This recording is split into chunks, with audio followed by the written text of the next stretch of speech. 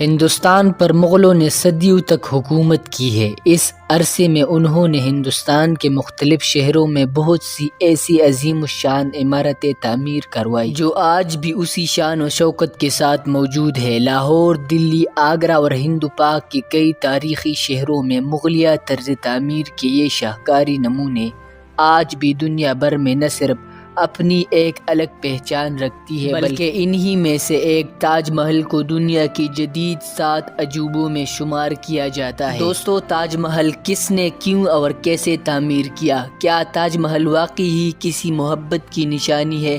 تاج محل کے بنانے میں کتنے اخراجات آئے اور آج کے دور میں اس کی کیا اہمیت ہے؟ ایسے اور اس جیسے سارے سوالات کے جواب آپ کو اسی ویڈیو میں ملیں گے۔ دوستو، آج جہاں بھی تاج محل کا نام لیا جاتا ہے تو وہاں شاہ جہاں کا نام ضرور آتا ہے۔ مغل شہنشاہ شاہ جہاں، جس کا اصل نام شہاب الدین محمد خرم تھا، 1592 میں لاہور میں پیدا ہوا۔ وہ سلطنت مغلیہ کا 5واں شہنشاہ تھا اور شہنشاہ نور الدین کا بیٹا تھا۔ 1628 میں جب شاہ جہاں اپنے والد کی وفات کے بعد تخت نشین ہوا تو اسی وقت اس کی عمر 37 برس تھی۔ شاہ جہاں کے اس دور حکومت کو مغلیہ دور کا شاندار دور بھی کہا جاتا ہے۔ انہیں مغلیہ سلطنت کا عظیم ترین معمار یا انجینئر بادشاہ بھی کہا جاتا ہے۔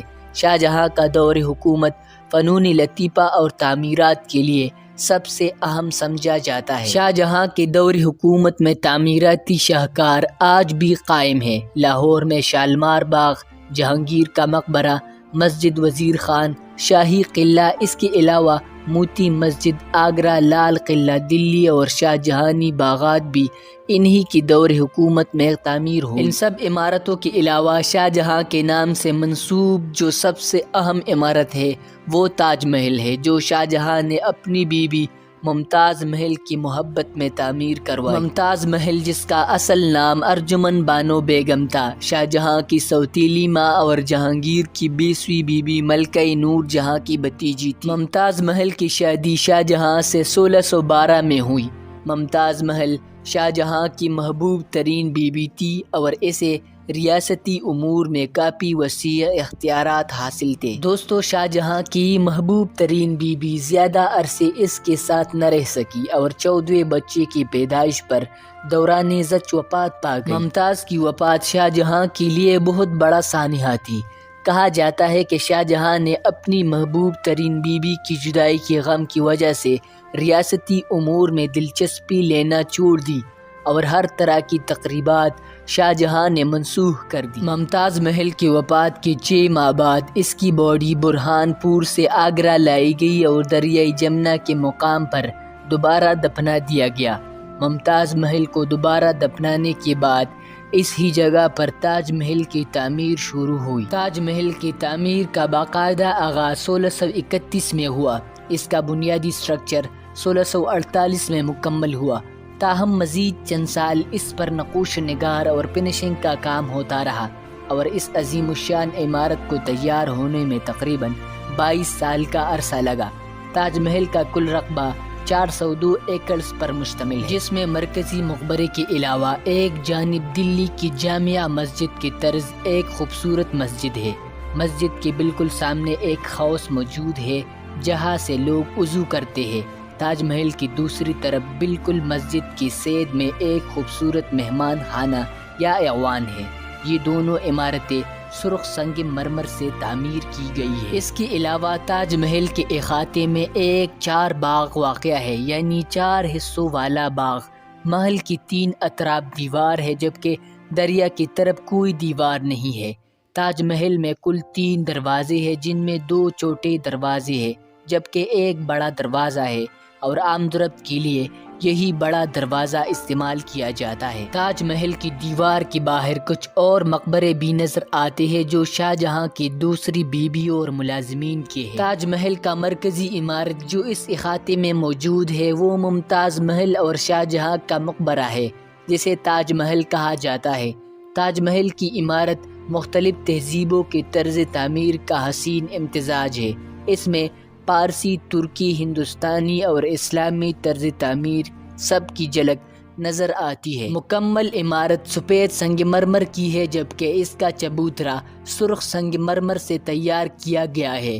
عمارت کے اوپر ایک بڑا گنبد ہے، 18 میٹر لمبا۔ یہ گنبد ایک ترک ماہر اسماعیل خان نے ڈیزائن کیا تھا۔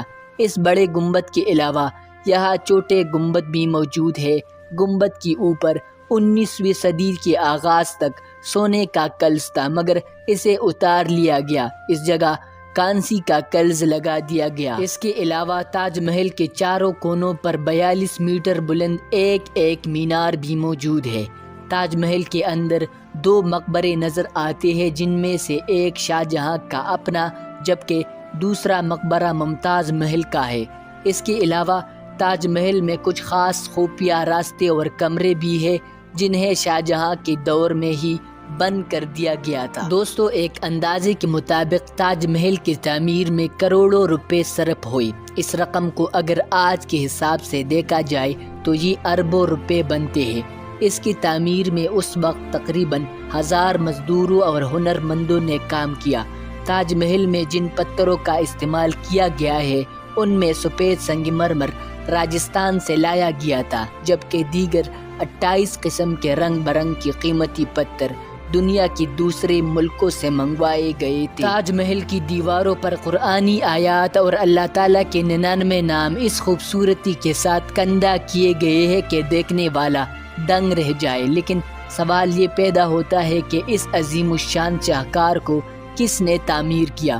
اس حوالے سے کئی لوگوں کے نام سامنے آتے ہیں۔ کچھ مورخین نے استاد عیسیٰ افندی نامی ایک انجینئر کا نام لکھا ہے، لیکن کچھ مورخین کے مطابق اس عمارت کا اصل معمار ایک فرانسیسی انجینئر اسٹن دی بولڈوپ تھا۔ کچھ لوگوں کا یہ بھی کہنا ہے کہ چونکہ شاہجہاں خود ایک معمار اور بہترین انجینئر تھا، تو ہو سکتا ہے کہ یہ عمارت خود اس نے ڈیزائن کی ہو۔ اس کے علاوہ جو نام سب سے زیادہ مستند سمجھا جاتا ہے وہ احمد لاہوری کا ہے۔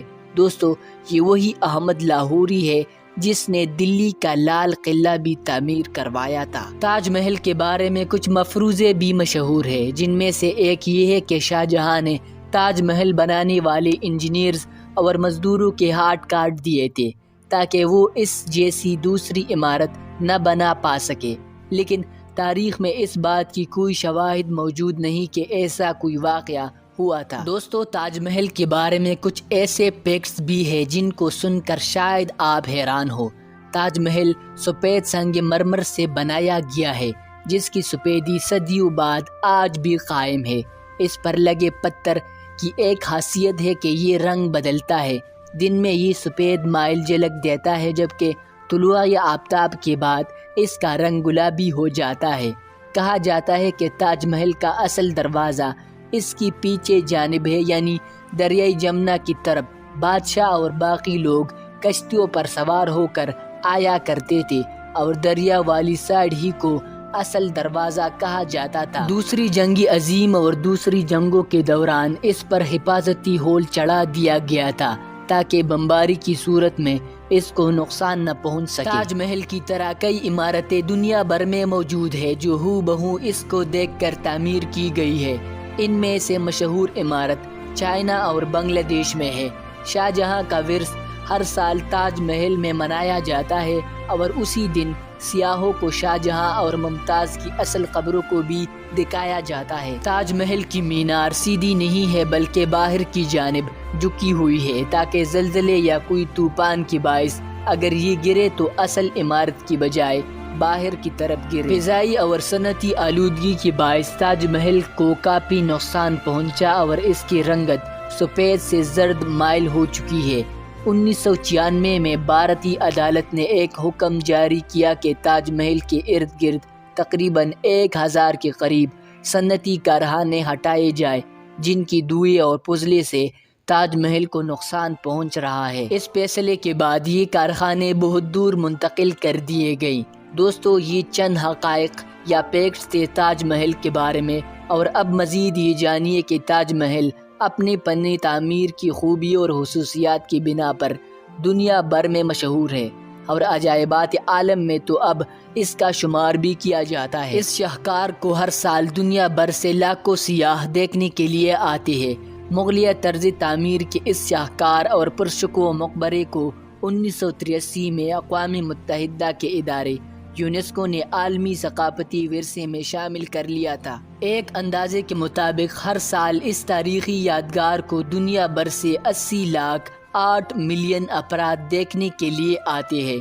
یہ بھارت کا سب سے بڑا ٹورسٹ پوائنٹ ہے۔ دوستو، شاہجہاں کی تاج محل کی یہ کہانی آپ کو کیسی لگی؟ کمنٹ سیکشن میں اپنے رائے کا اظہار ضرور کیجیے گا، اور اسی طرح کے انٹرسٹنگ ویڈیوز کے لیے ہمارے چینل کو سبسکرائب کر دیجیے۔